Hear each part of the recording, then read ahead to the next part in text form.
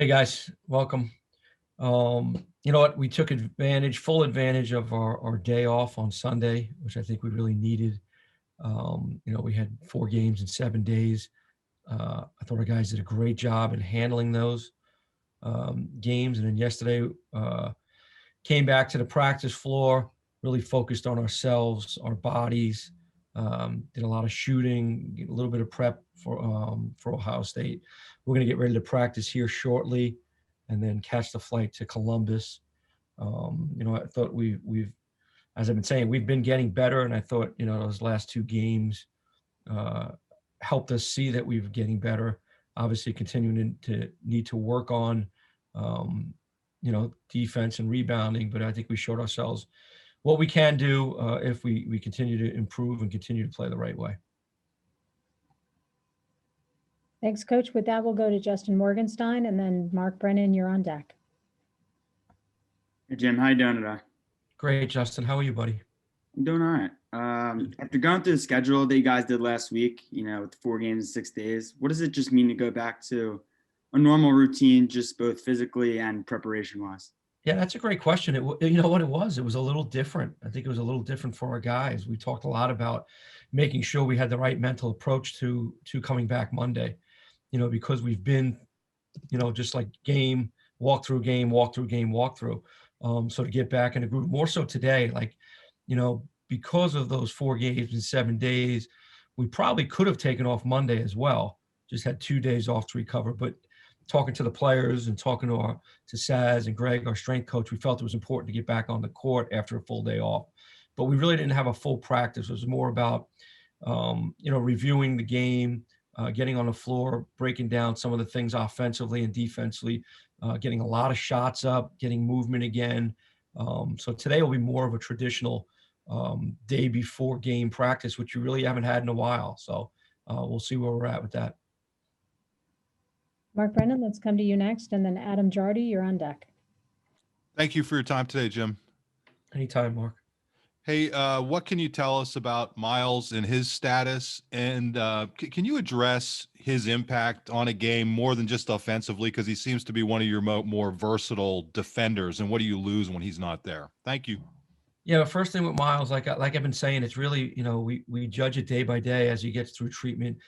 He was out yesterday. He was able to shoot in all the drills with us yesterday. Today, we're going to take a look at him before practice and see if we can get him in some live stuff. And the decision will probably be made, tomorrow at shoot around, depending on where he's at after today's practice. Miles is one of our most experienced players. Miles played in a lot of big games for us. He's made a lot of big shots for us. Extremely well coached. Really knows how to play the game. So he's a big factor in what we can do. More so with depth too. Like we were kind of shorthanded with depth, and having Miles be able to play multiple positions is vital for us. So, I think once we get him back, hopefully we can continue to improve on what we're doing and add a veteran player to the mix. Adam Jardy, let's come to you, and then Nate Bauer, you're on deck. Hi, Jim. You've had your schedule this season disrupted, I think, as much as anybody in the league. And I just, from your viewpoint, like, what has it been like, I guess, working with the Big Ten, trying to get through all this? How do you think the league has handled just kind of having to deal with all the disruptions? Because obviously there's going to be, more teams are going to deal with this as the season goes on. There's certainly going to be more things coming. How have you seen the league just, I guess, try to help you get through this and figure out what's next? Well, I think the Big Ten and our administration, Lynn Holloran, they've been great. I mean, it's really been fluid, but there's been a great line of communication open. This is really unique, and it's really difficult. I mean, the sacrifices that everybody's made, the kids, the coaches, the trainers, and then the Big Ten office and our administration. Like, I'll be honest, we didn't really know we were playing Ohio State till around Sunday at,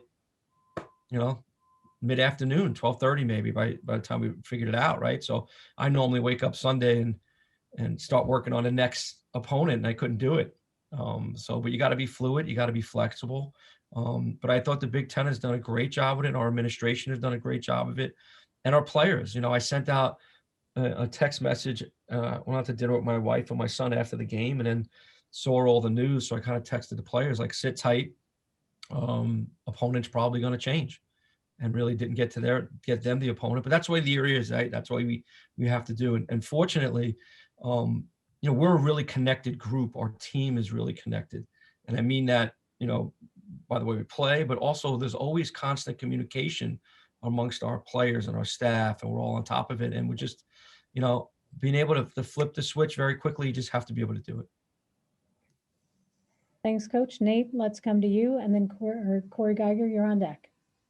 Jim, just given the timing of the pause, right? You were about to go to Columbus. How much of the prep that you did the first time around carried through for this? Did that alleviate anything, I guess, in terms of preparing for the team?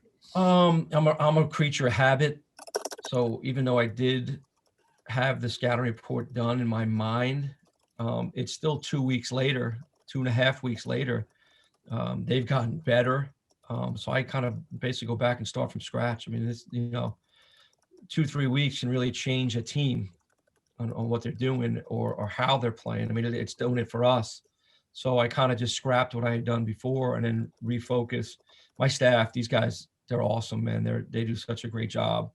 So they're on top of it. I mean, Ross Condon, as soon as we got that call, man, boom, right to it, breaking everything down. Hudash, Ergs, whoever scouted it, they really get reorganized and get refocused because, I am such a one day at a time guy. I've always been that. I'm always a one opponent at a time guy. So yes, I was a little anxious Sunday morning. I needed something to do to watch, so I watched our game over again, but waiting to find out who you have and then just get to work quickly. And again, having experienced guys on our staff really hitting the ground running helps us with that. And then again, obviously there's some stuff that was already done that still held true for going into this game. Corey, let's come to you next, and then Tammy Luce, you're on deck. Jim, you mentioned a couple of times early in the season that your team was confident. You felt you could beat anybody based off some of the accomplishments of recent years. Did you sense that wane at all in the 0-5 start, or was this group did they still feel like they were close and they could go out and beat anybody? Yeah, Corey, I really don't think we waned at all. I mean, it wasn't even just the success that we had in prior years, the success that we had early season. I mean, we went on a road and beat a top, I don't know what they were, 15 in the country. They just beaten Villanova. We beat Virginia Tech. Seton Hall's a really good team. We know we were just as good, if not, we should have won that game. Even the Michigan game at Michigan, we lost close. No one has lost close to those guys. No, we have confidence. I think it was more of getting games under our belts. Like I've been saying that for a while, and I don't want to be a broken record, and I'm certainly not trying to use it as an excuse. We just hadn't played that many games. And for guys that have played before, the rhythm of the game, the flow, we never were able to get into it. And we played a really tough schedule, and we've talked about it all the time in this league. You have to have tough skin. You got to be able to move on quickly. And you look at it like, I got several texts from coaches in our league, just, saying what an unbelievable job we did at the end of this week to do what we do and win 2 more games. And a bunch of schools are going through it, right? Rutgers lost a bunch in a row, and then they go out and beat Indiana, Northwest. People losing it. This league is just unbelievable. So you can't wane. And I don't think our guys' confidence did. And I put that back again to how connected we are as a group. I think we have pretty good composure within this group, and we have unbelievable leadership with John and Jamari and these older guys. And I think, our message as a staff is, stay in the present, focus on getting better. And I think if we do that, we're going to continue to get some wins here. Thanks, Coach. Tanny Luce, let's come to you. Ben Jones, you're on deck. You are currently the last question. So now we've got one more from Corey. So let's go ahead and go to Tanyan, then Ben, and then Corey. Hi, Coach. Do you think that kind of your practices over this past couple of weeks have looked any different as far as like a team morale standpoint? I'm sure from like a player's perspective, it must have been great to come out of that stretch with your first 2 wins and just 2 wins in general. So do you think they kind of have a little bit more pep in their step and have more energy going forward into your schedule? Yeah, I mean, listen, wins, right? The coffee tastes better, the pizza tastes better, right? Everything is better. But like I said, man, our guys have been great. They've come out every day, same focus, same drive, same energy to practice and get better. Last week's practices were really, they were unique in the fact that they were walkthroughs. We come in, we shoot free throws, save our legs, walk through the opponent's stuff and get going. So today's practice will be a real live practice, 1 day prep that we normally do. This time of year, you're not really going much more than an hour and 15 minutes. So we're going to get to that shortly here. But I expect it to be high energy. Our energy yesterday was fantastic. Our focus yesterday was fantastic. So hopefully we can keep that going. You're coming into February now. In a league like this, you really can't use much energy up in practice more than an hour or so, because these games that you play, they're so physical against really good teams. So we'll see where we're at today. Ben Jones, let's go to you, then Corey, and then Adam Jardy. Jim, this is sort of a hypothetical, but when you took the job here as an assistant under Pat, what was your 5-year, 6-year plan in your head after so many years of being a head coach? And did you think, I mean, obviously not the circumstances that you got here, but did you think you would be in this position again at this point? What did you think you were going to do the next 5 or 6 years? Ben, that's again another good question. So I was a head coach, for 19 years. Had a lot of success, and I'd always said to myself, gee, I would love to get a sabbatical and just kind of keep learning, see what other people are doing. I didn't really want the sabbatical that way. And then when Pat gave me the opportunity, it was an unbelievable opportunity for me, because I was coming into the best conference in the country, and working with someone that was going to really give me a lot of input and a big role. And then I really used this time to get better. I became a better coach over my 3 years here as an assistant, being able to compete against some of the greatest coaches in this league, and working with the staff here and getting better. I always said I always wanted to be a head coach again. It was always a goal of mine to be a head coach, but I also wanted to use this time to get better. And I think I've done that. Obviously, being put into this situation was very different. I would never think anything like this. But it was an opportunity, and it is an opportunity for me to get better and coach. So my goal has always been to be a head coach. And I would like to be a head coach, but that stuff will work itself out. Corey, let's come back to you, and then we're going to go to Adam Jardy and Mark Wogenrich. Jim, we don't get to talk to Sandy Barber very often. I'm assuming we will get to speak with her at 3:00, and I'm sure one of the things she'll be asked about is the future of the men's basketball program. Does it affect you and your players, even more so your players, at all right now, for today, for this week, do you see an impact on some of the questions or any uncertainty in the way you and your players go about things? You know what? We've been having the mentality of staying present from day one, and that's what we're doing. Our guys are doing a fantastic job of it. Our staff is doing a fantastic job of it. I think I'm doing a good job of it. Listen, I'm not out here to politic for this job. That's not what I'm doing. I'm coaching this team. That's my job. It's about these kids. I am here to give these guys the best experience that they can have in an unprecedented year in this world. And that's been my focus. And you can ask anybody. I haven't worried about what's going to happen after this. If I'm telling the kids to stay present, I have to stay present. I'm the one with the most experience, and we are focusing on this group, these guys, and making sure that these guys have the best experience. We're trying to win. We're trying to compete. We're trying to get to the NCAA tournament. I haven't had time to focus on what's next. And like I said, that stuff will take care of itself. And I'm certainly, like I said, I'm certainly not going to use a platform like this to take anything away from my guys or politic for a position like this. Jim, do you think your players are doing that they're just enjoying the present? I do. I really do. I don't think they're focused on that. I think for us to do what we've done this week, I think shows that. It shows how connected we are. It shows that we're in the present. They're not thinking about what happened in the past. They're not looking to see, okay, when the season ends, what's this going to be? Who's going to be the coach? I think we've done a good job, everybody, all of us, that we're staying present. And when you have to. This is such an unprecedented situation with COVID and things changing. For our mental health, I think it's the best thing for all of us to do. And I think we've done a good job of it. And again, I go back to the leadership of John and Jamari and MJ and Miles and all these guys. We've done a really good job of being positive and staying connected and enjoying what we have right now, enjoying the ability to play basketball and enjoying the ability to play basketball with each other, right? Like this isn't a pro team. This is a college team. Your college team, you only get for 1 year, right? Guys graduate, some guys transfer. So you really only have that team for 1 year. And I think that's what we're trying to really appreciate what we have right now and enjoy ourselves. Thank you. Thank you. Let's go next to Adam Jardy and then Mark Wogenrich, and then we'll go back to Nate Bauer. Jim, a few moments ago when you were talking about preparing for Ohio State the first time compared to preparing for them now, you said they've gotten better since you last scouted them. What has it been like preparing for this game? What do you see in this Ohio State team as you prepare to play them?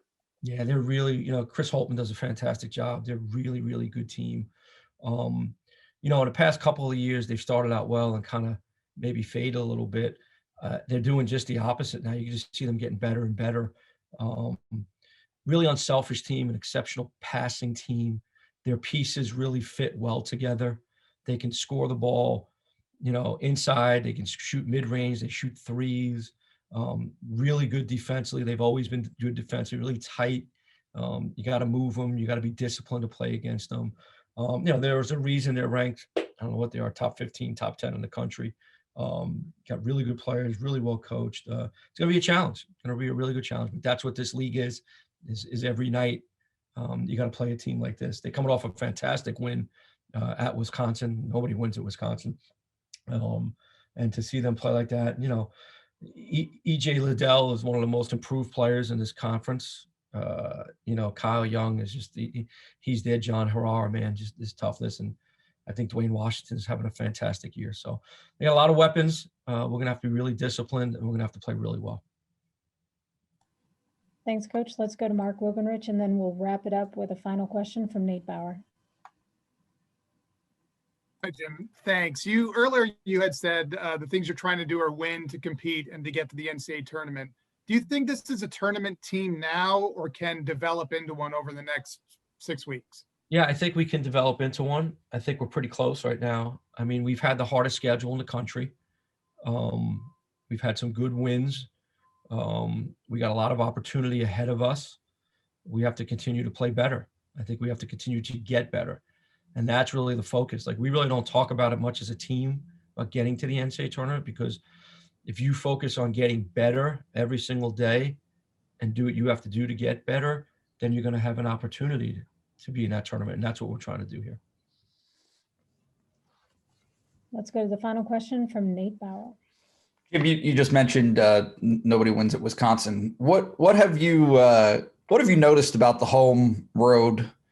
What have your impressions been of those different environments this year so far?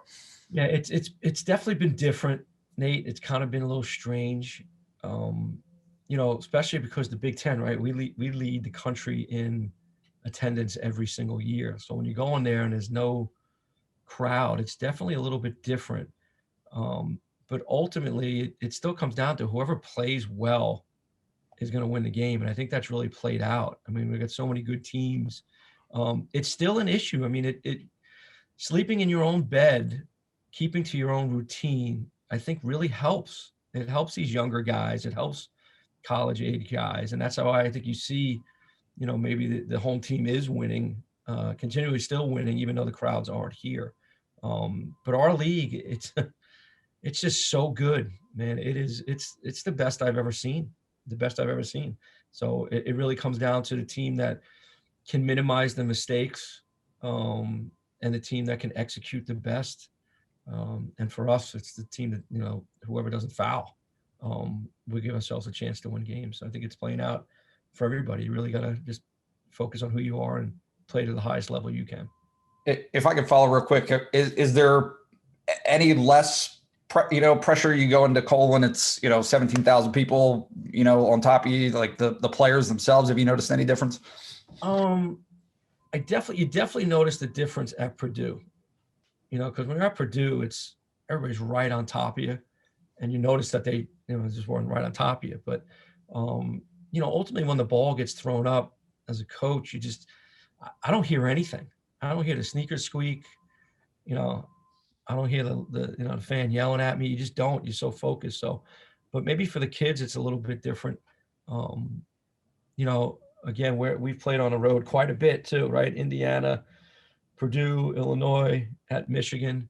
But again, I still think it's about the routine and the comfort of being at home in your own rims.